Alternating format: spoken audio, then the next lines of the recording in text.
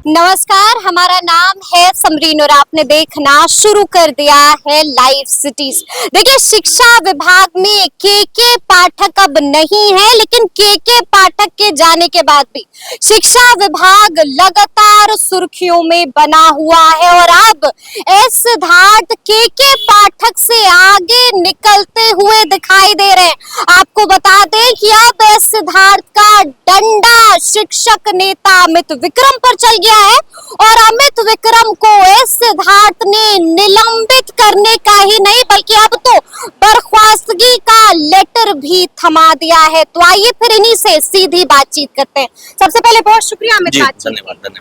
सबसे पहले तो हम आपसे जानना चाहेंगे कि कुछ दिन पहले आपको सस्पेंड किया गया था, जिसका एक लेटर भी आ गया था बाकायदा, और अब आपको बर्खास्तगी का लेटर भी थमा दिया है। अब क्या कर दिया है आपने?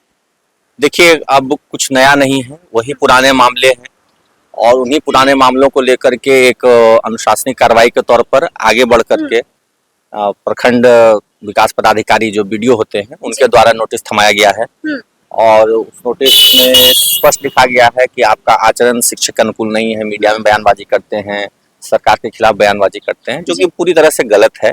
हम लोग सरकार के खिलाफ नहीं या विभाग के खिलाफ नहीं, जो वाजिब मुद्दे होते हैं, जो तथ्यात्मक तौर पर सही मुद्दे हैं, जी। हमने अपने स्पष्टीकरण में भी 3 मुद्दों का उल्लेख किया है। सर्वप्रथम उसमें हमने लिखा है कि देखिए, आपके स्पष्टीकरण पर हम आएंगे, लेकिन उससे पहले थोड़ा सा आप ये बताइए कि आप पर कौन कौन सा आरोप लगाया गया है, क्या कुछ कहा गया है आपके बारे में उस खत में? आप पत्र को देखेंगे, उसमें 3 बातें लिखी गई हैं। 3 बातें हैं कि मीडिया में बयानबाजी करते हैं, ठीक है, आचरण शिक्षक के अनुरूप नहीं है, और तीसरा है कि आप सरकार के विरोध में, शिक्षा के विभाग के विरोध में बयान। तो जो आरोप लगाया गया उससे सहमत हैं, उससे राजी हैं? बिल्कुल सहमत नहीं है। सारे आरोपों का हमने अपने स्पष्टीकरण में खंडन किया है और ये सारे आरोप जो है दुराग्रह से प्रेरित हैं। हमारे प्रति शिक्षा विभाग के अधिकारियों या सरकार में बैठे लोगों के मन में कुछ दुराग्रह है, जिस वजह से आप सोचिए, सामान्यतया किसी के विद्यालय में एक ही दिन में 4 पदाधिकारी जांच के लिए नहीं जाते। बिल्कुल तो 4 पदाधिकारियों को एक ही दिन जांच में भेज देना आपके विद्यालय में, मेरे विद्यालय में, ये स्पष्ट दर्शाता है कि मंशा है कि किसी न किसी प्रकार से इसको टारगेट किया जाए, दंडित किया जाए। और विद्यालय निरीक्षण में भी हमारे प्रति कोई भी विशेष बड़ा आरोप उनको नहीं लग सका, कोई साबित नहीं हो सका। सभी ने, विद्यालय परिवार ने, बच्चों ने, सबने हमारे बारे में जो वाजिब बातें थी बताया और उसमें कहीं से कोई दोष सिद्ध नहीं होता है।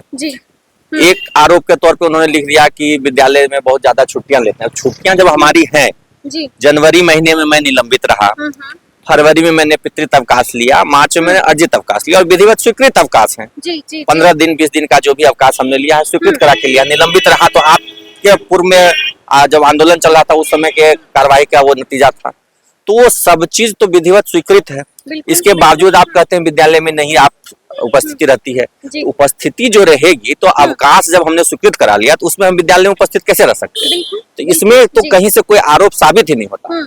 रह गई बात मीडिया में बयानबाजी की, तो बयानबाजी जो मीडिया में होती है वो तो तथ्यों और तर्कों के आधार पर होती है। हमने आज तक किसी के खिलाफ अनर्गल या व्यक्तिगत टारगेट करके या शब्दों का इस्तेमाल तो नहीं किया। सोशल मीडिया में सब जगह जो भी हम लोग बात रखते हैं तो तथ्यात्मक रूप से रखते हैं और जो सही बातें रखते हैं। और तो और सरकार बाद में उन बातों को मानती है जी। गर्मी छुट्टी नहीं हुई थी तो उसको लेकर के हमने मीडिया में आवाज उठाई। अभी जो सबसे ताजा मसला है तो वो तो वही था कि गर्मी छुट्टी को लेकर के जो बच्चों को आप देखें दिक्कत, हल्ला हो रहा था, बच्चे बेहोश हो रहे थे, कई बच्चे मर गए, शिक्षकों को गश्त लग रहा था, तो हमने कहा और सरकार ने उस बात को माना, विभाग ने माना, गर्मी छुट्टी दी। तो हमारी बात जो हम उठा रहे उसको तो मानना ही पड़ रहा है। देर सवेर डेस्क बेंच में, समरसेबुल में घोटाले की बात हमने की, आपने खुद जांच कमेटी बैठाई। बर्खास्तगी वाला लेटर क्यों थमा दिया? ये पूरी तरीके से लग रहा है कि किसी राजनेता के द्वारा दबाव बनाया जा रहा है विभाग के ऊपर, पदाधिकारियों के ऊपर, कि इनको चुप कराया जाए, शिक्षकों की आवाज को चुप कराया जाए। शिक्षकों की आवाज को, बिहार के 6 लाख शिक्षकों की आवाज के हम लोग प्रतिनिधि हैं। मैं भी एक मामूली शिक्षक हूँ, वेतन भोगी हूँ, उसी वेतन पर आश्रित हूँ। बस चूंकि शिक्षकों के लिए लगातार संघर्ष करता रहा हूँ तो उनकी एक आवाज, एक प्रतिनिधि आवाज हूँ। और भी कई साथी हैं जो इस तरह के प्रतिनिधि आवाज के तौर पर अपनी बात को रखते हैं। तो जो भी बात रख रहे हैं उन पर कार्रवाई हो जा रही। आपने देखा उनको चुप कराने की, हाँ, चुप कर बिल्कुल हो रही है। कुछ दिन पहले हमारे साथी हैं बंशीधर ब्रजवासी जी, उन पर कार्रवाई, उनको भी सेवा मुक्त करने की अनुशंसा कर दी गई। हमारे ऊपर हुई। और आज मैं देख रहा हूँ कि हमारे एक वैशाली जिले के शिक्षक साथी हैं अरुण क्रांति कुशवाहा, उन पर भी कार्रवाई हो गई। उन्होंने क्या कर दिया था? उन्होंने भी सोशल मीडिया पर कुछ अपना वक्तव्य विचार रखा होगा। तो ये तो अभिव्यक्ति की आजादी है। लोकतंत्र में जो है कुछ लोकतांत्रिक मूल्य होते हैं। हम लोग किसी पर अनर्गल अपशब्द का इस्तेमाल नहीं कर सकते हैं, झूठे आरोप नहीं लगा सकते हैं। लेकिन अगर एक व्यंग्यात्मक लहजे में कोई बात कही जाए, कोई तथ्यात्मक रूप से बातों को रखा जाए, तो ये आप अगर इसे रोकते हैं तो आप लोकतांत्रिक मूल्यों की हत्या कर रहे हैं, लोकतंत्र की हत्या कर रहे हैं। अच्छा, एक बात बताइए अमित, एक बात बताइए, अब तो शिक्षा विभाग में के पाठक नहीं है, अब शिक्षा विभाग की जो कमान है वो एस सिद्धार्थ के हाथों में, लेकिन एस सिद्धार्थ भी बिल्कुल के पाठक ही की तरह फॉर्म में नजर आ रहे हैं। कार्रवाई धड़ल्ले से हो रही है, आप पर भी गाज गिरी है। मैंने उस समय भी स्पष्ट कहा था कि ये किसी पदाधिकारी की बात नहीं है। पदाधिकारी आज वो हैं, कल कोई और होंगे, परसों कोई और होंगे। ये पदाधिकारी की बात नहीं, ये सरकार की मंशा पर सीधे सीधे सवाल खड़ा करता है। सरकार की मंशा पर आप भी सवाल खड़े कर रहे हैं। जी बिल्कुल, सरकार जो है लोकतांत्रिक मूल्यों के खिलाफ है। सरकार अभिव्यक्ति की आजादी के खिलाफ है। सरकार चाहती है कि जो भी प्रतिरोध के स्वर है, हम लोग प्रतिरोध और विरोध में अंतर होता है। हम लोग कोई विरोधी दल के नेता नहीं है, हम लोग तो एक यूनियन कर्मचारी संघ के नेता हैं। और उसमें जो हमारे अनुकूल बातें होती हैं तो उसका हम लोग बड़ाई करते हैं, अच्छा कहते हैं। जो हमारे अनुकूल नहीं होता है, जो हमारे लिए हितकारी नहीं होता है, तो उस पर हम लोग टिप्पणी करते हैं कि यह अनुचित है। तो इस तरह की जो आवाजें हैं लोकतांत्रिक व्यवस्था में, डिसेंट वॉइसेस का बहुत महत्वपूर्ण रोल होता है, यूनियंस का बहुत महत्वपूर्ण रोल होता है। यूनियंस को सरकार मान्यता देती है, यूनियंस को एक प्लेटफॉर्म दिया जाता है बातचीत के लिए। यहाँ बातचीत के बदले लोकतांत्रिक मूल्यों की, अभिव्यक्ति की आजादी की और कर्मचारियों के अधिकारों की सबकी हत्या हो रही है। और ये कोशिश है सबको चुप कराने की कि हम जो मन चाहे वो करें। आज देखे ना, 4 महीने से शिक्षक सक्षमता परीक्षा पास करके बैठे हैं, उनकी पोस्टिंग आप नहीं कर रहे हैं, उनको राज्यकर्मी का दर्जा नहीं दे रहे। पहले का परीक्षा दीजिए तब देंगे, अब परीक्षा दे दिया तब 4 महीने से बैठे हैं, पोस्टिंग इंतजार में आप दे नहीं रहे हैं। लेकिन हम आपसे एक बात ये भी जानना चाहते हैं कि जब एक के पाठक शिक्षा विभाग के एसीएस थे, लेकिन उस वक्त जब कोई आदेश निकलता था तो खूब हू हल्ला होता था, लेकिन अब एस सिद्धार्थ का डंडा चला है हमें, तो आप कुछ कह नहीं रहे। मैं अभी भी कह रहा हूँ, देखिए उस वक्त भी वो पदाधिकारी की बात नहीं थी। हाँ। आज भी पदाधिकारी की बात नहीं, कल कोई और आ जाएंगे पदाधिकारी तब भी उसकी बात नहीं। ये हाँ। पूरी तरीके से सरकार के दिशा निर्देश, सरकार की नीतियों के अनुरूप ये काम हो रहा है। आप ये सोचिए कि बिना पॉलिटिकल प्रेशर के क्यों कोई पदाधिकारी इतने स्तर तक इन्वॉल्व होकर के किसी एक आम शिक्षक को, एक आम जो वेतनभोगी शिक्षक है, उसी से उसकी रोजी रोटी चलती है, उसी से घर परिवार चलता है, उसको छीनने का प्रयास करेगा। ऐसा हमने आखिरकार किसी पदाधिकारी का क्या बिगाड़ा? कुछ तो किया होगा ना आपने? कुछ तो किया होगा, तो ये तो राजनेताओं को सोचना चाहिए ना। क्या कर दिया है आपने? देखिए, हमने कोई व्यक्तिगत स्तर पे नहीं किया, तो शिक्षकों में नाराजगी होती है। हाँ। तो उसका खामियाजा लोकतांत्रिक व्यवस्था में भुगतना पड़ता है। शिक्षक हैं, उनके परिवार हैं, वो अपने बुद्धि विवेक से अपना निर्णय लेते हैं, अपने वोट का प्रयोग करते हैं।